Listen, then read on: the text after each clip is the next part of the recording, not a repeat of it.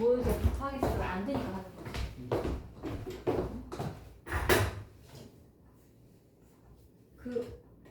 그러니까 제목을 봤을 때 제목을 보고 이게 뭘 얘기하는지가 대충 나와야 돼. 어쨌든 통성경을 하는 거잖아요. 그래서 여러분들 지금 통성경 이거 과제 하신 건 좋은데 성경을 지금 얼만큼 읽었어요? 그만큼 못 읽었죠. 중간중간에 이제 찾아가면서 이렇게 말씀하고 또 약간 저희 이 고병 목사님이 해주셨던 거는 좀 크게 가져가는 부분들이 많다 보니까 좀 디테일한 부분들은 또 모르고 있으면 또 왠지 안 될 것 같아서 그렇게 해서 찾아보는 것이 대부분이었고 그렇게 공부하는 거죠. 아니 시간이 너무 많이 걸리는 거죠. 시간이 많이 걸려도 그래도 자꾸 지금 모세오경 정도는 가시기 전에 한 5번 이상 모세오경만이라고 5번 이상은 들으면 되잖아. 출퇴근하면서 들으면 되죠 계속. 저 조병호 박사님 녹음한 거 있어요. 왔다 갔다 하면 돼요 계속. 매일 출근할 때 들어올 때 하면서 거기에 나와 있는 단어들이 내 입에 붙어야 돼. 성경적인 단어들이. 그러면은 이따가도 한번 녹음한 거 들어보면 단어를 생각 못하는데 호렙산 시내산 같은 곳이죠? 같은 곳이고 같은 산인가요? 같은 산이에요. 같은 산이에요? 그게, 다른 게 아니고요? 같은 거예요. 그러니까 그런 것도 그렇고 성경에 다 나와 있는데도 우리가 이거를 통으로 못 보면 못 알아본다는 거예요. 그래서 그 예를 들어서 이제 통성경은 어쨌든 간에 성경이라는 것 자체가 성경이 한 권이지만 크게 두 개로 나누면 뭐가 될까요? 두 개로 나누면 예수님 오시기 전에 예수님이 성경을 크게 두 개로 나누면 구약과 신약이 되겠죠. 구약과 신약이 되는데 지금 통성경에 우리 지금 하고 있는 이 책에서는 통성경을 구약과 신약을 어떻게 나눠? 제사장 나라와 하나님 나라로 나누는 거지. 구약을 제사장 나라, 신약을 하나님 나라. 근데 뭐 이게 완전히 무조건 이렇게 보는 거냐가 아니라 그냥 이 통성경에서는 그런 식으로 이제 이걸 구분을 한다. 그래서 제사장 나라를 어떻게 만들고 그다음 그 제사장 나라를 어떻게 망하고까지가 나온 게 구약인 거고 그리고 나서 400년이라는 시간 동안 하나님께서 침묵하는 것 같지만 그 시간에 예수 그리스도가 와서 복음이 전파될 수 있는 모든 것들이 그 안에 만들어지잖아요. 400년 동안에. 말라기서 보면 맨 끝에 뭐라고 나와요? 엘리야가 온다. 그가 이제 그 예수님 하나님의 아들 예수님이 오시는 것을 그 길을 주의 길을 예비한다라고 나오는 게 말라기 끝부분이란 말이에요. 그러면 400년 동안 침묵에 들어갔지만 그 침묵의 시간 동안에 어떤 일이 일어나요? 침묵 시간 동안에 그 침묵기가 들어가는 그 시점이 제국에서는 어디죠? 페르시아죠. 페르시아부터 페르시아 총독 얘기 나오죠 말라기에. 그래서 페르시아부터 헬라는 아예 성경이 안 나오고 그리고 로마 시대 좀 중간쯤에 예수님이 오시는 거니까 거의 한 3대 제국이 걸쳐져 있지만 헬라 시대 때 가장 중요한 것들이 뭐가 있어요?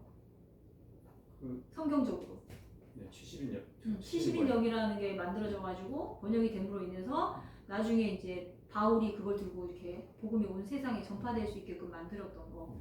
그리고 어쨌든 로마 제국이라는 제국이 있어서 분명히 어렵긴 했지만 지배를 받긴 했지만 그 로마가 길을 너무 잘 깔아놔가지고 그게 복음의 통로가 됐다는 거. 그런 것들이 이제 하나님의 그 세계 경영 차원에서 보면은 그 중간사가 필요 없는 부분이 아니었던 거죠. 굉장히 중요한 부분에 있었던 거고. 그런 차원에서 그런 큰 그림을 가지고 중간사를 어떻게 그냥 꼭 필요한 것들만 얘기할 수 있을까를 보면 되는 거고. 그리고 지금 창세기 그렇고 창출 레민신에서요. 어쨌든 간 창세기 하면은 가장 뭐가 중요할까요? 어떤 부분이 중요할까요? 핵심은 뭐죠? 원죄와 핵심은 천지창조? 그리고 인간의 타락? 그다음에 홍수? 재창조? 그다음에 족장사를 통해서 한 민족을 이루어 가시기 위해서 이 애굽하는 것까지가 전체적인 큰 그림이잖아요. 그거까지가 이제 머릿속에 딱 들어와 있으면서 그 주제를 가지고 꼭 필요한 얘기들만 빼서 해야 되는 거지. 그거를 이 큰 그림이 머리에 없는 상태로 줄거리 하다 보면 주절주절 되면 그러면 이게 큰 그림을 그려줄 수가 없어. 그거야말로 진짜 통성경을 하는데 그냥 작은 물줄기 안에서 노는 것밖에 안 되는 거야. 그래서 내 머릿속에 모세오경 하면은 창세기는 그래 천지창조 그러니까 원래 역사와 그 다음에 족장사와 그다음에 민족이 바라는 그것이 들어있구나. 그럼 난 지금 어느 부분에 가고 있구나가 나와야 되고 출애굽기 하면 가장 중요한 게 뭘까요? 핵심. 출애굽기 가장 중요한 핵심 부분. 아까 계속 헷갈려가지고 말을 어려웠는데 제사장 나라 거룩한 백성으로서의 그렇지. 네. 그 언약을 맺는 그 부분 시내산 언약이 가장 중요하죠. 네. 시내산 언약을 통해서 하나님과 이스라엘 백성이 언약을 맺었기 때문에 제사장 나라가 시작된 거니까 그 부분이 너무 중요한 부분이고 그 시내산에서 1년 있는 동안에 그럼 제사장 나라의 거룩한 백성으로서 그들이 뭐를 했냐 했을 때 십계명도 받고 율법을 받고 그 다음에 또 제사장 나라는 아까 말했다시피 세 가지가 있어야 되는데 뭘로 제사를 나가려면은 예물이 있어요. 예물이 있어야 되고 네. 성막 그리고 제사장. 지정된 곳이 있어야 되고 그 다음에 그것을 제사장이 제사를 드려줘야 되고 그러지 하다 보니까 예물은 뭐 예물 드리면 되는 건데 그러면은 지정된 곳이라고 하는 게 지금 성막이니까 그 성막에 그 조감도를 주시면서 성막이 만들어졌던 거고 그리고 그 제사를 드려줄 제사장이 있어야 되다 보니까 제사장 의복이 거기서 만들어진 거고 그리고 제사장이 세팅이 된 거고 이것이 이제 출애굽기에 다 나와 있는 거죠. 근데 십계명 그 안에 줄거리 안에 이제 뭐 돌판을 받으러 갔는데 뭐 우상이 있고 뭐 금송아지가 나오고 이런 부분이지만 이 세 가지의 이 흐름을 거기서 놓치면 안 되는 거예요. 제사장 나라가 세팅하는 그 가장 중요한 핵심적인 그 구절을 한 번은 성경 구절을 띄워줘야 되는 거고 그래서 이게 왜 굉장히 중요하다. 통성경에서 그 너무 중요한 그 부분이고 제사장 나라 얘기를 계속 하는데 그 제사장 나라가 어떻게 만들어졌고 어떻게 그래서 제사장 자기 나라 땅으로 들어가고 그 제사장 나라 하나님을 안 믿고 우상 숭배하다 어떻게 망했고가 구약 성경 전체잖아요. 그럼 그 정말 핵심적인 구절이 출애굽기에 들어있거든요. 그럼 그 부분은 꼭 짚어줘야 되고 그리고 나서 이제 레위기는 말 그대로 그 거룩한 백성이 하나님의 백성으로서 지켜야 할 법들을 레위기를 통해서 하나님께서 주셨다. 이렇게 그래서 유대인들은 가장 먼저 모세오경 중에서 공부하는 책이 바로 암송하는 책이 바로 레위기다. 그 정도로 굉장히 핵심이고 중요한 또 그들에게 중요한 책이다. 그래서 그 안에 있는지 뭐 어떤 얘기가 있다라는 거. 그러니까 책 한 권 한 권의 가장 핵심 구절은 어딜까? 이거 아는 것도 너무 중요하고 그걸 가지고 또 이렇게 푸는 것도 너무 중요하고 그 다음에 이제 만나 세대 이야기. 어쨌든 만나 세대 여기서 왜 만나 세대라고 했죠? 출애굽 세대와 만나 세대로 이제 1세대, 2세대를 구분하는 것이죠. 만나를 먹고 40년 동안 광야에서 율법 교육 받은 사람들을 그냥 만나 세대라고 표현한 거지. 조병 박사님이 만나 세대라고 한 거지. 출애굽 세대는 말 그대로 출애굽했던 그 세대들, 그의 아버지들 세대들이었지만 40년 동안 다 잘 살고 그리고 그의 자식들 만나를 먹으면서 20세 이하였던 그들의 자녀들이 그곳에서 만나를 먹으면서 모세한테 율법 교육을 받고 그렇게 하면서 정말로 훌륭하게 40년 뒤에 이제 가나안에 들어가는 입성 얘기가 나오잖아요. 그 다음에 교육하면서 그래서 신명기는 모세의 설교 모세의 설교를 4편 정도로 요약이 되는데 신명기에서 가장 중요한 또 핵심 포인트가 있죠. 신명기에서 그러니까 쉐마 이스라엘이라고 해서 신명기 6장 4절 5절 6절을 외워야 돼. 여기는 들으라 이스라엘아 하면서 이거는 성경을 읽다가도 유대인들이 이 4장 6장 4절은 큰 소리로 엄청 큰 소리로 다 이렇게 들어라 이스라엘아 이런 식으로 이제 외치면서 하는 게 성경이 바로 이 본문이라는 거예요. 그만큼 너무 중요하고 그러니까 우리는 말씀을 듣는 거야. 들으면서 믿음이 되고 그래서 그 믿음을 우리가 아는 믿음은 그냥 아는 게 믿음이라고 생각하는데 히브리인들은 믿는 거라는 그 의미 자체가 우리가 달라요. 히브리식 사고는 믿는다는 거는 하나님 말씀을 듣고 실천한다까지가 믿음이에요. 그러니까 실천이 안 되는 건 믿음이 아닌 거지. 그러니까 야고보서는 지푸라기 서신이 아니고 사실은 굉장히 히브리인들의 사고가 정확하게 반영된 성경책이었던 거예요. 그래서 우리는 로마서는 믿음으로 의롭게 된다 했는데 얘는 왜 행동까지 해야 돼? 그럼 이거 두 개 상치되는 거 아니야? 아닌 거예요. 원래 그 믿음이라고 하는 믿음 자체가 행함이 있는 믿음을 말하는 거니까. 그래서 이제 그 쉐마 이스라엘이라고 하는 그 본문. 그래서 어쨌든 신명기가 모세의 설교 4편으로 이루어졌는데 가장 핵심적인 부분은 이 부분이고 그러니까 그래서 유대인들은 모세오경을 통째로 다 암송하잖아요. 그죠? 그래서 13살 때 내가 모세오경을 다 통째로 암송한 거를 이렇게 선생님들 앞에다 놓고 그거를 이렇게 발표하는 거야.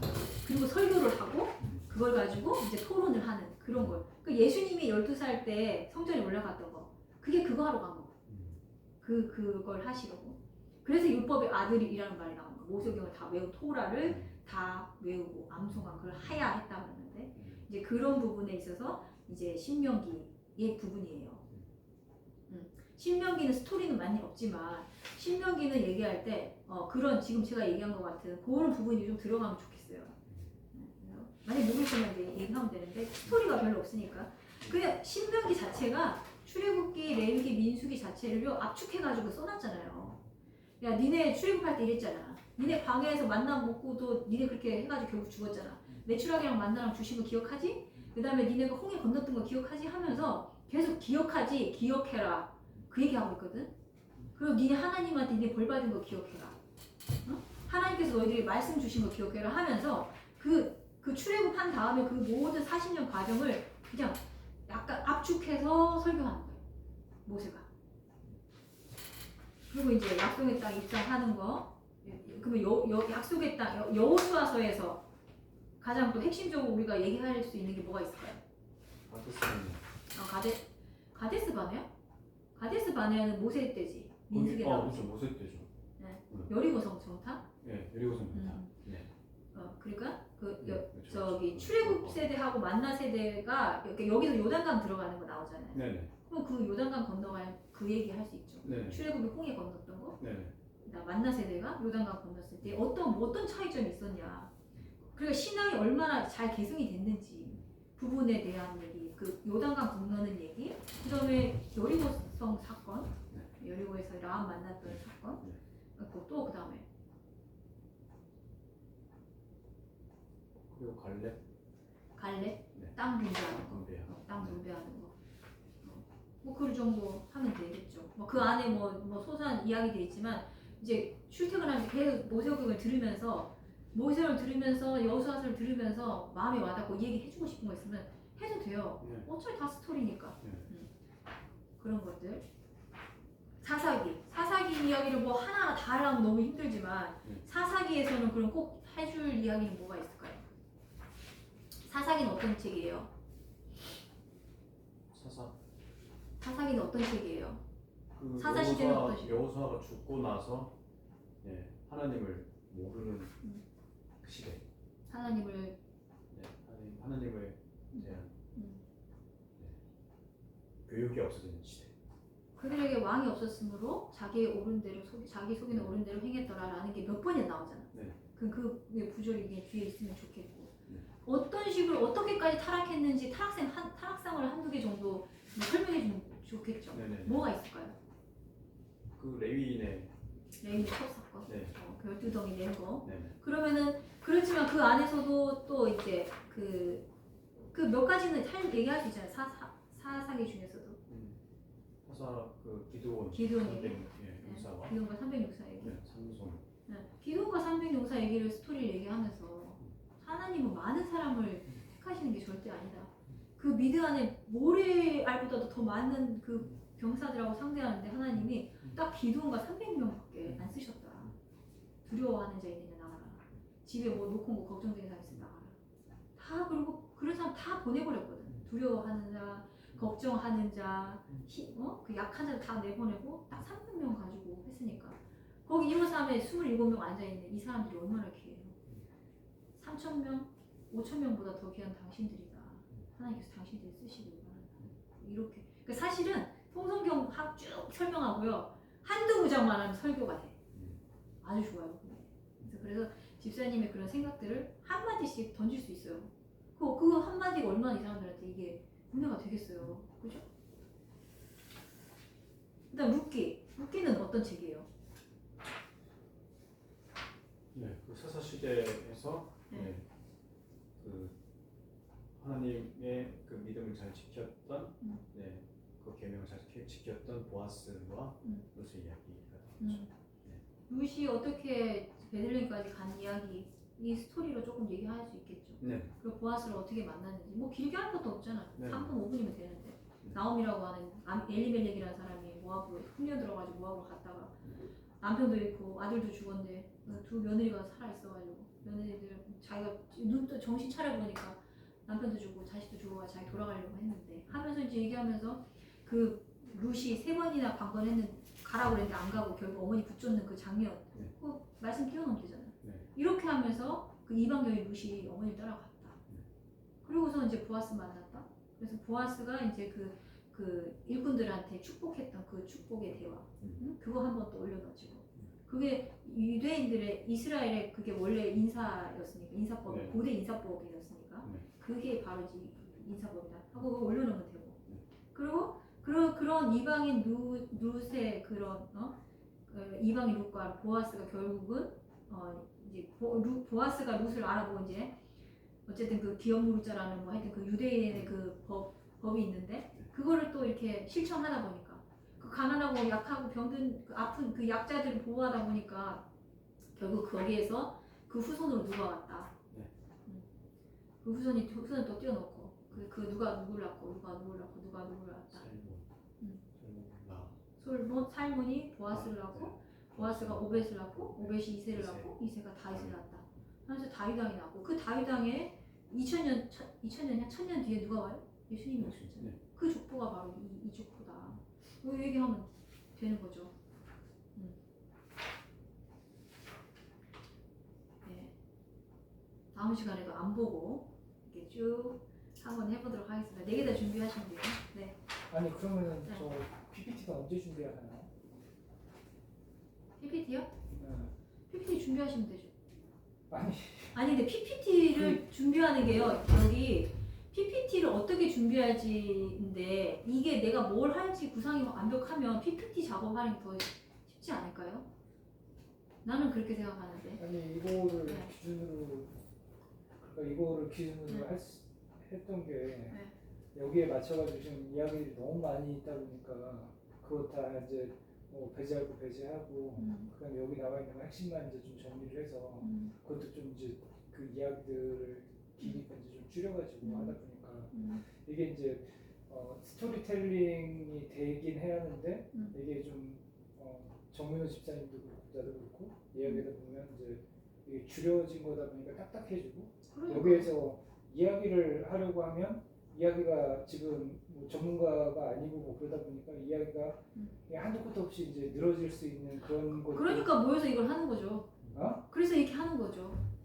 아니 자꾸 지금 그렇게 바꾸기만 하면 네. 지금 PPT도 나와야 그리고 PPT도 나와야 좀 그거 보면서 PPT 이렇게 딱 보면서 좀 이야기도 할 수 있는 거 하고 그 다음에 이제 좀 중요한 것들은 뭐 중간중간에 좀 잠깐 이렇게 내가 작성해 놓은 거 시나리오도 참고해서 이야기하고 이렇게 돼야지 무조건 지금 여기에다가 다른 이야기들을 갖다 이제 더 이렇게 집어넣고 그러면 양이 더 지금 많아질 것 같아요. 알겠습니다. 일단 알겠습니다. 자, 정민호 집사님 오늘 저희 네. 이렇게 한 거 네. 이걸로 정리하시면 될 것 같지 않아요?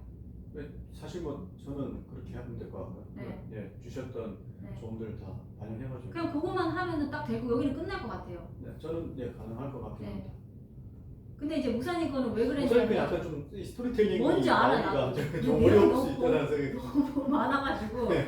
그런 건데 아니 그러니까 여기 네. 지금 보니까 여기 한 시간에 뭐 매 과마다 네. 그러니까 뭐 스토리텔링 뭐 이렇게 들어가지고 네. 뭐 예를 들어서 다니엘 설명할 때 이제 뭐 누부갓네살이 꿈이 뭐 2번 있었는데 뭐 첫 번째 꿈은 이런 꿈을 이렇게 해석했고 두 번째 꿈은 이 저런 꿈이 있어가지고 이렇게 해석을 했다. 그리고 또 거기에 이제 또 벨사살 왕 이야기도 좀 들어갔으면 좋겠는데 뭐 얘기를 안 하는 거는 여기 지금 일단은 없어가지고 그냥 배제해서 그냥 넘어간 거고 그러니까 그런 얘기들을 갖다 다 하면은 시간이 너무 이제 지체가 많이 되기도 하고 그다음에 또 나중에 저 어디야 에스더 이야기에서는 이제 그런 스토리텔링을 좀 집어넣긴 했어요.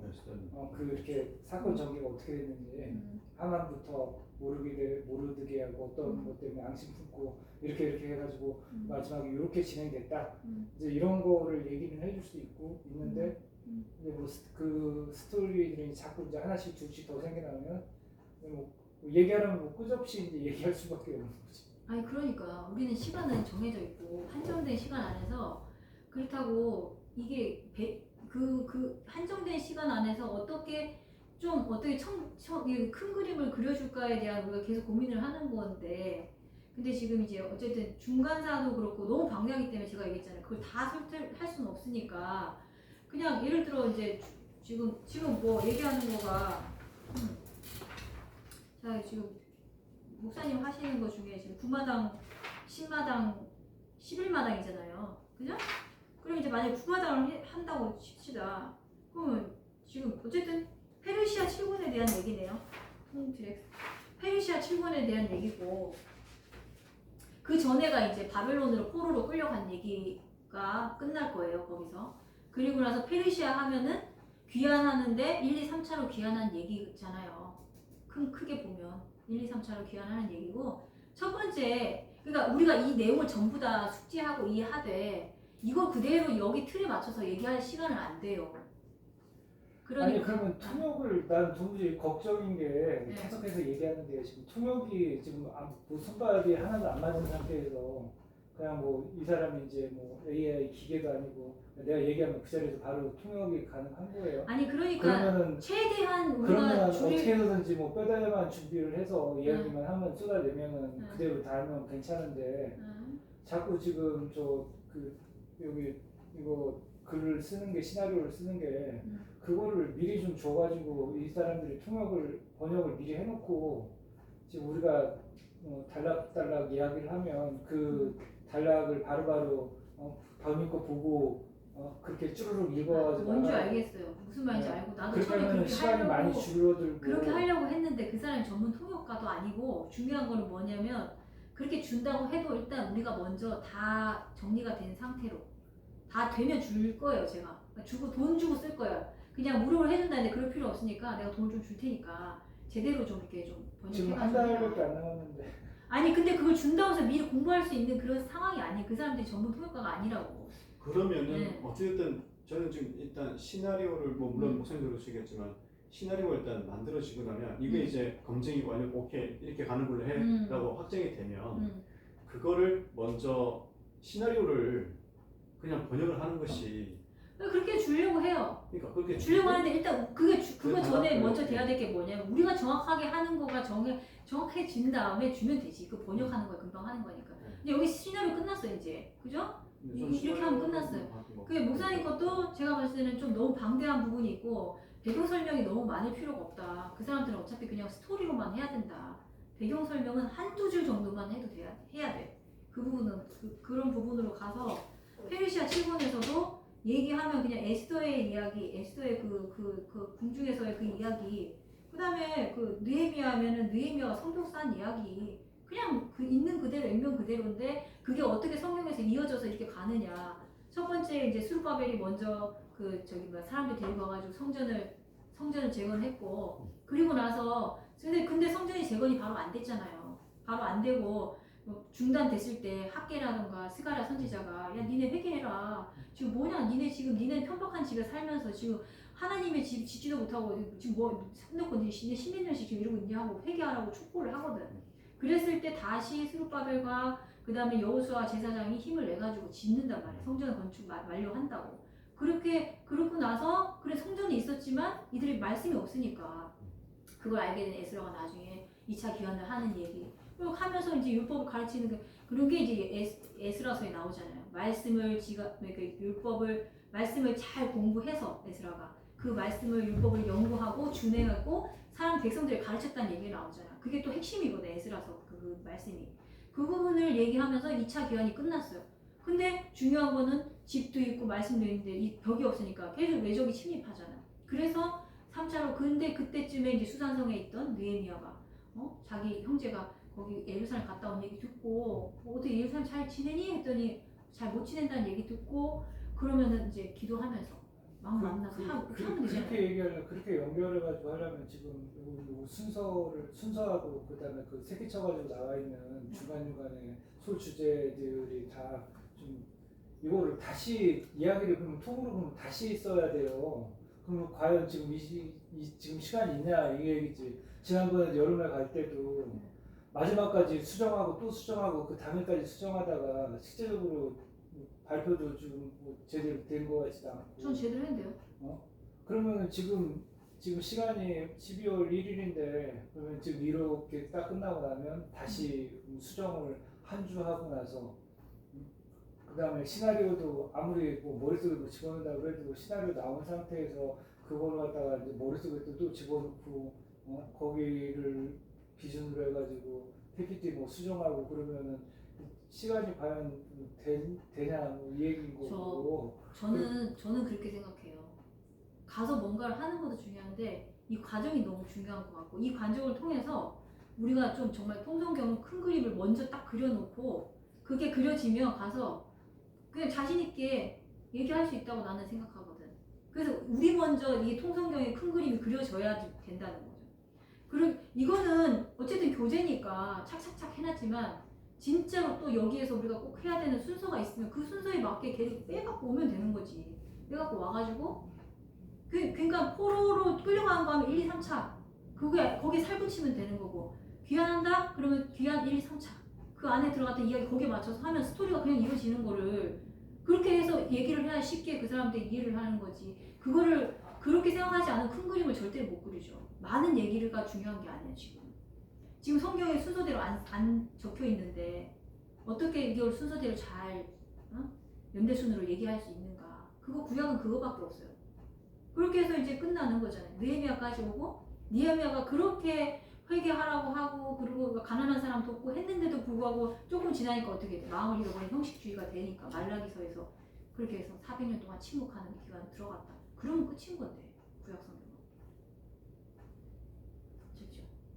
말은 쉽게 한다고 이게 눈빛이 딱 그런 것 같은데.